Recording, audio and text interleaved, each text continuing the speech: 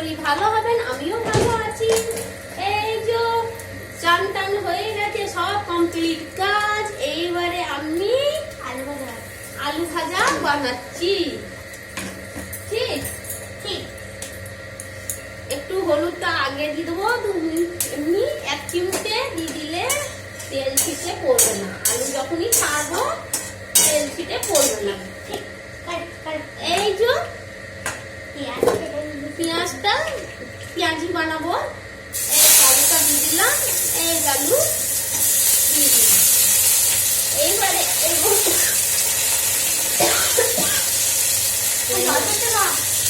এর মধ্যে এবারে গরম লাগছে তো, গরম। এই যে হলুদ দিয়ে দিচ্ছি অল্প, আর কিছু লাগবে না, একটু গোলমরিচ আর মশলাটা দেবে তো, কি গোলমরিচ আর মশলা। আলু ভাজাটা বেশ ভালো লাগবে, ভাজা ভাজা মশলা দিলে না বেশ সুন্দর লাগে। হলুদ দিয়ে দিয়েছি, এবার নুন দিয়ে দেবো।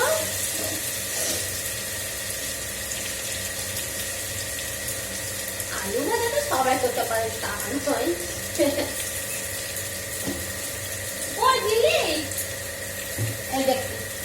আমার মেয়ে, আমি বললাম, ও বদমাইশি করছে আমার কাছে, খেলা করছে আর কি মজা। হ্যাঁ, ছিল না যে আমি যখন রেগে কথা বলবো ওর সাথে, ও বলে আমার ভালো লাগবে। ঠিক আছে, আমার বাচ্চা দেখেছেন কোথাও?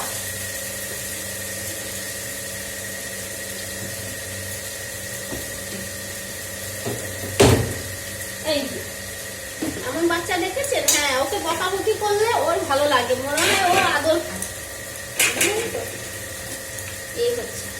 আচ্ছা, আজকে সত্যি গরম, এই গোলমরিচটা একটু দিয়েছি অল্প গোটা, আর এই ভাজা মশলাটা রয়েছে অল্প দেবো, তাকে টেস্ট চলে আসবে, খুব ভালো লাগে দিলে। আমার মেয়ে পছন্দ করে খায়।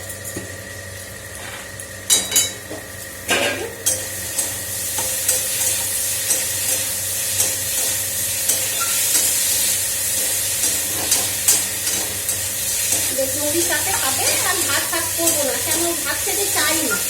তাহলে ভাত বানিয়ে দিলে এটা খেতে পেট ভরে যেত, কিন্তু মুড়িটাই খুব খাবে। আমি বেশ তাই খা, যা খাবে খা, ঠিক না? বাচ্চাদের যা খুশি। আর স্কুল তো নাই, আজকে তো খুশি রবিবার বলে। ও বলছে মা রোজই তো ভাত খাবে, ভালো লাগে না। ওই জন্য বললাম ঠিক আছে তাই কর।